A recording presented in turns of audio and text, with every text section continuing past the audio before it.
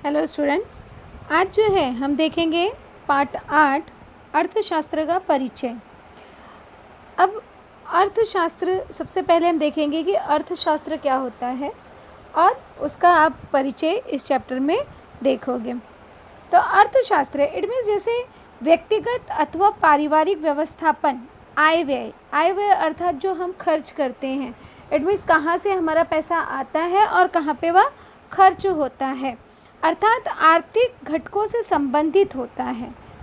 इसी से ही अर्थशास्त्र का जन्म हुआ है। तो अर्थशास्त्र का जन्म जो है, अर्थ मतलब होता है पैसा और शास्त्र मतलब उससे संबंधित जानकारी। तो इसमें हम देखते हैं कि व्यक्तिगत रूप से अथवा पारिवारिक जो व्यवस्थापन है, जो खर्च है या परिवार का जो इनकम है, जो आय है, वह कहाँ से हो रहा है, वह किस प्रकार से होता है, उसी से अर्थशास्त्र का जन्म माना जाता है। अर्थशास्त्र, अब ये जो अर्थशास्त्र है यह संज्ञा ग्रीक भाषा, इसका जो जन्म हुआ है वह ग्रीक भाषा के शब्द आइकोनोमिया से बना है। इकोनॉमिक, और इकोनॉमिक मतलब होता है अर्थशास्त्र। इसका अर्थ होता है पारिवारिक व्यवस्थापन। इट मीन्स हम किस तरह से, ये जो आइकोनोमिया है इसका मतलब होता है हिंदी में पारिवारिक व्यवस्थापन की। इट मीन्स परिवार का हम किस तरह से खर्च देखते हैं, किस तरह से उसे व्यवस्थित रूप से, सुचारू रूप से चलाते हैं। पारिवारिक व्यवस्थापन और अर्थशास्त्र, इसमें बहुत सारी समानता है। जैसे परिवार में, अब परिवार में खर्च जो है, जैसे हमारे रहने का, खाने का, इसके अलावा बच्चों की शिक्षा का, इन सभी के अतिरिक्त मनोरंजन का, अब ये सभी जो है ये हमारे व्यय हो गए। अब जो व्यक्ति काम कर रहा है वह कहाँ से पैसे कमा कर ला रहा है, वह आय हो गया।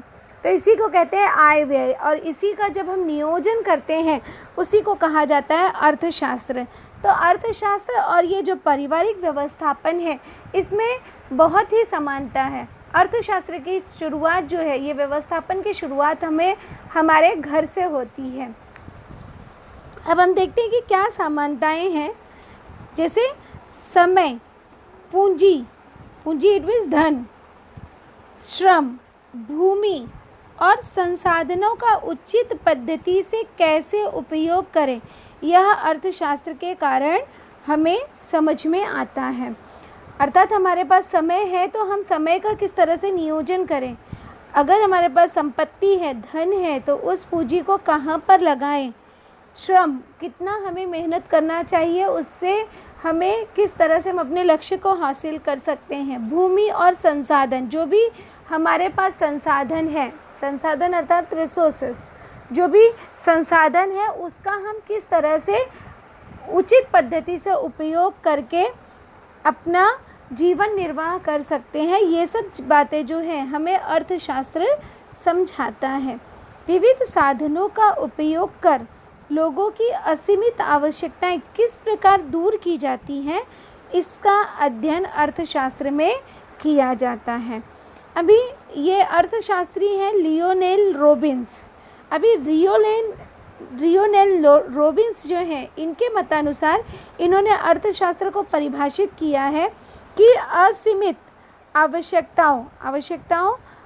आवश्यकता अर्थात लोभ तथा सीमित, दुर्लभ और पर्यायी साधनों में से अपनी आवश्यकता के अनुरूप चयन करने का मानवीय प्रयत्नों का अध्ययन करने वाला शास्त्र अर्थात अर्थशास्त्र है। अभी इंसान की ज़रूरतें तो बहुत सारी हैं। जैसे इंसान की पहली इच्छा होती है कि उसकी पहली जो बेसिक नीड कही जाती है, रोटी, कपड़ा और मकान। इट मीन्स रोटी की व्यवस्था हो गई, कपड़े की व्यवस्था हो गई, मकान की व्यवस्था हो गई। अब इससे आगे क्या जुड़ गया, शिक्षा, या दूसरी बेसिक नीड में आ गई कि आज ज़रूरत है समाज में, अगर हम आगे बढ़ना चाहते हैं तो हमें शिक्षित होना चाहिए। पांचवी बेसिक नीड हो गई कि स्वास्थ्य, अगर शिक्षित तो हैं लेकिन स्वास्थ्य भी, आज स्वास्थ्य का भी ध्यान रखना आवश्यक है। तो इस तरह से ये 5 मूलभूत आवश्यकताएं हैं मनुष्य की, कि रोटी, कपड़ा, मकान, शिक्षा और स्वास्थ्य, ये 5 चीज़ें होनी चाहिए। लेकिन इसके अलावा मनुष्य क्या करता है और डिमांड करता है, जैसे गाड़ी, बंगला, इस तरह से जो डिमांड है ये लोभ है, ये प्रलोभन है। तो इसमें से हमें किसका चयन करना है? हमारे पास चीज़ें बहुत सारी हैं, लेकिन हम किसको प्राथमिकता दें, यह जो है जानकारी हमें अर्थशास्त्र सिखाता है, समझाता है। अर्थशास्त्र महत्वपूर्ण सामाजिक विज्ञान है। इसे जो कहा जाता है सामाजिक विज्ञान, अर्थात समाज का विज्ञान, किस तरह से हमें समाज में रहना है, यह जो है हमें अर्थशास्त्र सिखाता है। विविध व्यवसाय, अर्थात हम किस तरह के व्यवसाय अपने जीवन में, अपने जीवन को सुचारू रूप से चलाने के लिए हम किस तरह के व्यवसाय कर सकते हैं, इसकी भी जानकारी हमें अर्थशास्त्र देता है। वित्त आपूर्ति, अर्थात पैसों की व्यवस्था, यह जो है हमें अर्थशास्त्र से ही इसके बारे में जानकारी मिलती है। प्रशासन, कानून, उसी प्रकार अपने दैनिक कार्य क्षेत्रों में अर्थशास्त्र का बड़ी मात्रा पर उपयोग किया जाता है।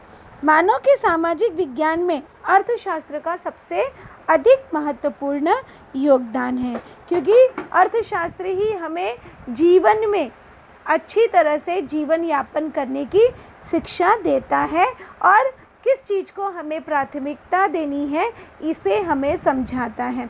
जैसे हमारे पास रोटी कपड़ा नहीं है, मकान नहीं है और हम पहले गाड़ी बंगले के बारे में सोचें, तो यह क्या है, यह इससे हमें अर्थात अर्थशास्त्र की जानकारी हमें नहीं है। जो हमारी बेसिक नीड है, जो हमारी मूलभूत आवश्यकताएं हैं, उसकी पूर्ति करना हमारा पहला धर्म है।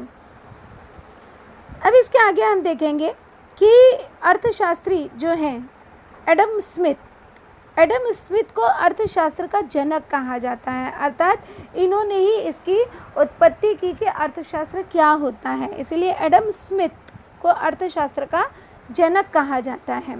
1776 में उनके द्वारा लिखित ग्रंथ, उन्होंने एक ग्रंथ की रचना 1776 में की, जिसे कि राष्ट्र की संपत्ति, it means wealth of nation में अर्थशास्त्र संपत्ति का शास्त्र है। उन्होंने उनके द्वारा लिखी गई जो ग्रंथ है उसे कहा जाता है राष्ट्र की संपत्ति, वेल्थ ऑफ नेशन, और यह जो है यह अर्थशास्त्र संपत्ति का शास्त्र है। हिंदी में उसे कहा जाता है अर्थशास्त्र संपत्ति का शास्त्र है। और इसकी परिभाषा इस तरह से उन्होंने दी है कि जिस प्रकार परिवार का आर्थिक व्यवस्थापन होता है, उसी प्रकार जैसे हम परिवार में पैसों का नियोजन किस प्रकार से करें कि परिवार के सभी सदस्यों की मूलभूत आवश्यकताएं जो हैं उसकी हम पूर्ति कर सके, उसी प्रकार से गांव, नगर, राज्य, देश और विश्व का आर्थिक व्यवस्थापन होता है। इसलिए आर्थिक व्यवस्थापन की शुरुआत जो है वो हमारे घर से होती है। हम घर से सीखते हैं कि किस तरह से हमें आर्थिक व्यवस्थापन करना चाहिए। इसके बाद हम जो है गांव में कर सकते हैं, नगर, राज्य, देश, और देश से जो है हम विश्व का आर्थिक व्यवस्थापन आसानी से समझ सकते हैं। भौगोलिक दृष्टि से विचार करें तो विशिष्ट भूप्रदेश का उत्पादन अर्थात कितना उत्पादन है, वितरण अर्थात वितरित करना, उसी प्रकार वस्तु और सेवाओं का उपभोग आदि से संबंधित उपक्रम अर्थात अर्थव्यवस्था कहलाता है। तो अर्थव्यवस्था की परिभाषा आप सभी को क्लियर होगी। अर्थव्यवस्था मतलब आर्थिक रूप से जो पैसे हैं उसकी हमें किस तरह से उसका नियोजन करना है, उसकी व्यवस्था करनी है, और उसी को कहा जाता है अर्थव्यवस्था। अब आगे देखते हैं कि वैश्विक स्तर पर अर्थव्यवस्था जो है उसे 3 भागों में विभाजित किया गया है। अब अर्थव्यवस्था के 3 प्रकार हैं।